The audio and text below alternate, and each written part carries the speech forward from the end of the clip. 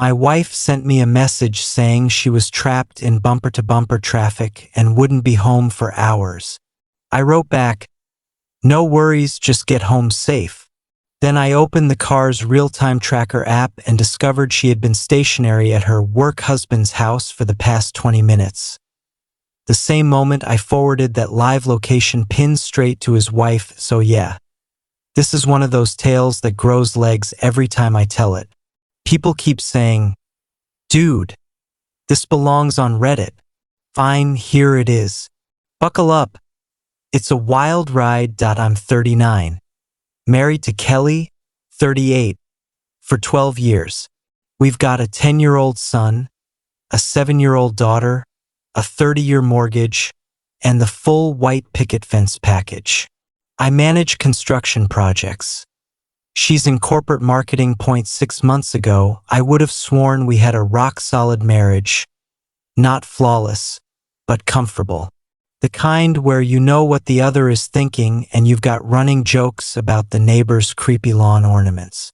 Then a new name started popping up constantly. Derek from the office. At first, it was harmless. Derek cracked the funniest joke in stand-up today. Or, Derek's brainstorm just saved the whole campaign. Nothing that screamed red flag on its own. Then the phrase work husband entered the chat. Derek's basically my work husband.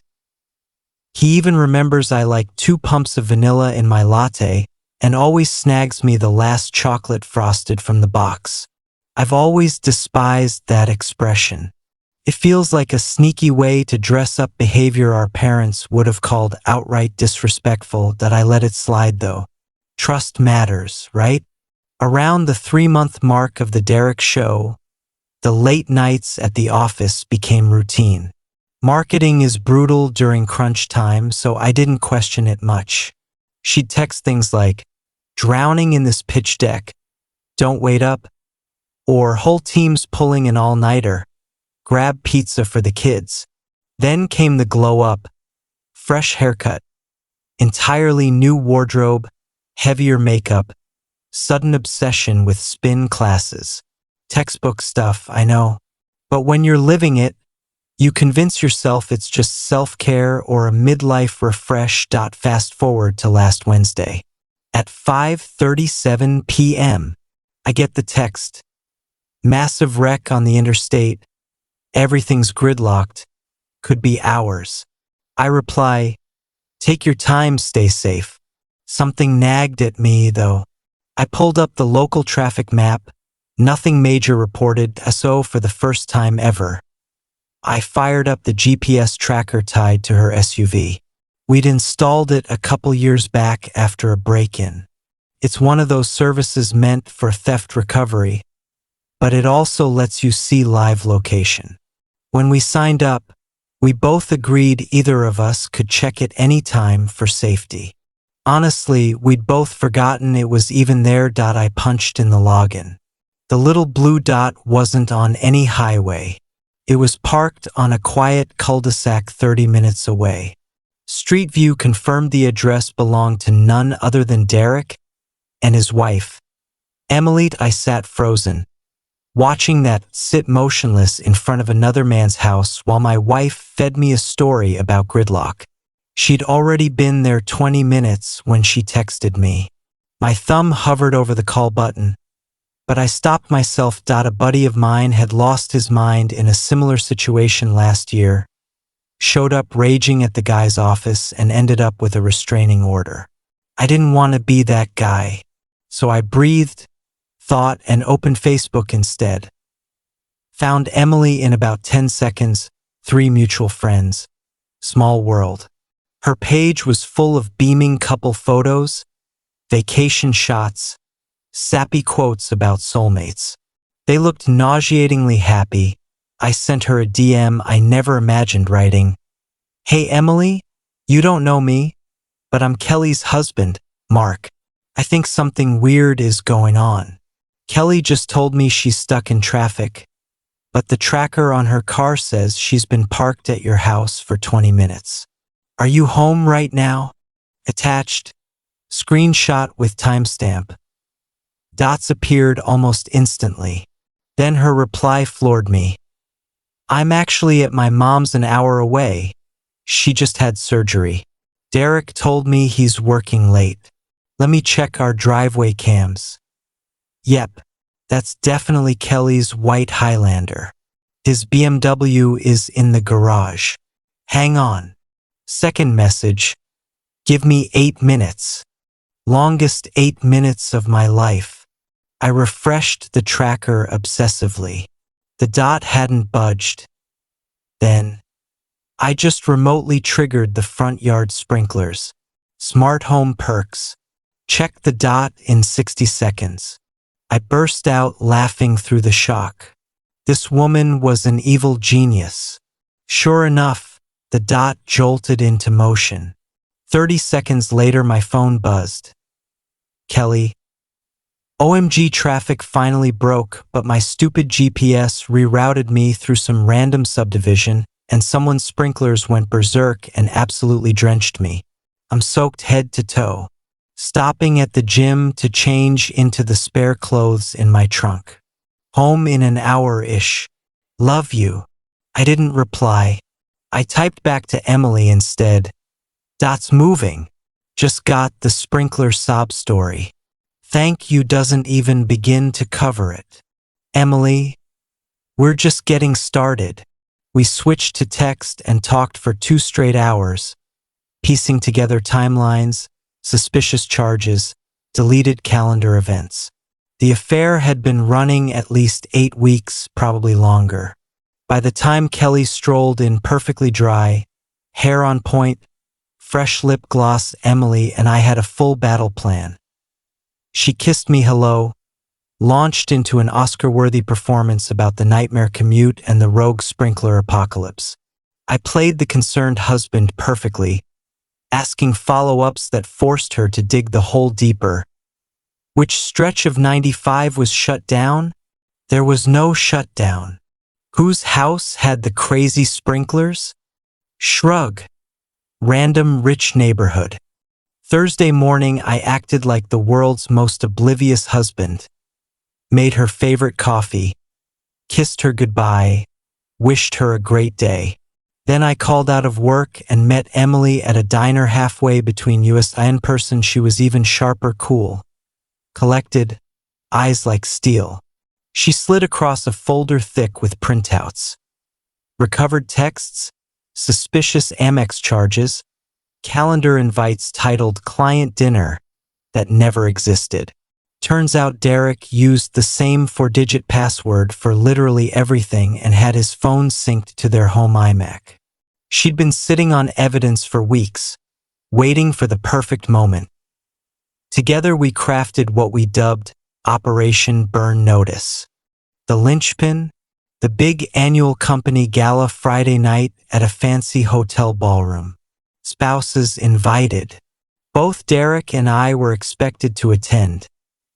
Friday evening, Kelly spent 2 hours primping in a brand new dress I'd never seen. I told her she looked stunning, meant it too. No reason to tip my hand. We walked in, she immediately started scanning. Her face lit up when she spotted Derek across the room. There they are, she chirped. Come meet Derek and Emily. We approached. Emily gave me the tiniest nod. Handshakes all around. Derek gripped my hand with that alpha squeeze. Great to finally meet you. Bro, Kelly never shuts up about you and the kids. I smiled wide. Funny, you're pretty much all she talks about these days. His grin flickered. Emily looped her arm through his. Sweetie, go grab us drinks? Kelly, walk me to the ladies' room. The second the women were gone, I turned to Derek. So how long have you been sleeping with my wife? Every ounce of color drained from his face. Whoa, man, I don't know what you. Save it. I've got GPS logs of her car in your driveway Wednesday night while she texted me about traffic that didn't exist. Emily's got your entire sexting thread. Pretty creative stuff. He recovered fast. Look, It's not what you think. Oh, it's exactly what I think. You two just forgot spouses aren't as stupid as you hoped. I tilted my head toward the giant projector screen at the front of the ballroom. Right on cue, it flared to life. Elegant title slide. A very special presentation. Emily had slipped the AV guy a USB 10 minutes earlier. She was on the planning committee, so no one questioned it. Next slide. Blown up screenshots of their company messenger flirtations, complete with profile pics, dates, and timestamps.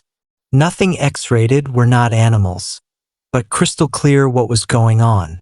The room went graveyard quiet, then erupted in whispers. Kelly noticed last. Someone tapped her shoulder. She turned, saw her own words 20 feet tall, and went ghost white. Final slide. Questions? Direct them to Kelly, Derek, or their very surprised spouses. HR killed the projector, but the damage was done. 50 coworkers had just received a 4K documentary of the affair. Derek hissed at Emily, "Are you insane?" She smiled like an angel. "Not anymore. Your golf clubs will be on the lawn by sunrise." Kelly rushed me, mascara rivers. "Baby, I can explain." "You already did," I said, "with receipts." I left her there, drove to a hotel, and turned my phone off. She called 22 times. The fallout was brutal but swift. I took the kids to my parents for the weekend. Kelly showed up sobbing, begging, promising therapy, the whole script. Kids were confused and heartbroken. I shielded them as much as humanly possible. Within days, she moved to her sister's. I filed. Kids stayed with me. House is 2 blocks from their school. Derek got canned the following Monday. Turns out he was her direct supervisor. News to me. And the company has a strict no fraternization rule for management. Oh, and he already had 2 prior HR complaints for boundary issues. Denizo. Kelly kept her job but got slapped with a demotion, transfer, and a month's probation.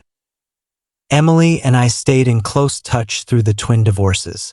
She dismantled Derek with surgical precision. He didn't even fight the terms once. She handed his lawyer the terabyte of evidence. 4 months post D-Day. Emily asked if I'd like to grab coffee. As a date, not a support group. I hesitated. Bonding over mutual betrayal felt like shaky ground. But coffee became dinner. Dinner became hiking with my kids, who instantly adored her. And 6 months later, we were officially together. Both divorces finalized. We're stupidly happy. The kids call her Miss Emily and ask when she's moving in. She did. 2 months ago, into a new house with 0 bad memories. Kelly's in intensive therapy, owning her choices, and has become a solid co-parent. We're not friends, but we're civil and kid-focused. The company still whispers about the PowerPoint incident. New hire orientation apparently includes the line, "Whatever you do, don't pull a Derek and Kelly." And that, folks, is how a forgotten GPS tracker and a vengeful wife's smart sprinkler system accidentally gave me the best relationship of my life. Update, answering FAQs. Yes, the tracker was 100% legal. Joint car, joint account, explicit mutual consent. That we went nuclear because private confrontation would have led to months of denial and trickle truth. Public proof ended that possibility instantly. Kelly kept her job because policy treats supervisors and subordinates differently. Plus, Derek already had prior strikes. Emily and I had 0 contact before that first DM. Our relationship started long after the betrayals were exposed. The presentation only used company messenger logs, 0 expectation of privacy, and was loaded by someone with legitimate AV access. Lawyers greenlit everything. Kids are in therapy and doing remarkably well. Emily's favorite detail she wanted included. When Derek tried to sue for invasion of privacy, Emily produced records of him booking actual conference rooms for meetings that never happened. Man couldn't even cheat competently. Second update 1 year post D-Day. Divorces long final. Custody stable. Kelly has genuinely grown. Therapy did wonders. We're respectful co-parents now. Derek reportedly fled the state and took a pay cut 2 levels down at a competitor, spinning it as a career move. Emily and I are living together in our new place. The kids say the house feels peaceful now. We still do individual and couples therapy. Neither of us ever wants to be that blind again. I finally deleted the tracker app. That chapter's closed. Do I regret the ballroom PowerPoint? Not for a second. It was dramatic, but it ripped the Band-Aid off in one clean pull. Kelly later admitted the public proof was the only thing that forced her to stop lying to herself. My daughter recently asked if I'm going to marry Emily one day. When I asked how she'd feel, she shrugged and said, "Good. You smile for real now. Life after betrayal can be messy, but it can also be better than what you lost. Trust your gut, gather your proof, and remember, how you handle being stabbed in the back says everything about who you really are. And if you ever need to ruin a cheater's night, never underestimate the power of landscape irrigation and a well-timed slideshow." For Emily's last birthday, I got her a tiny desktop fountain that shoots water unpredictably. Some weapons just deserve to be commemorated.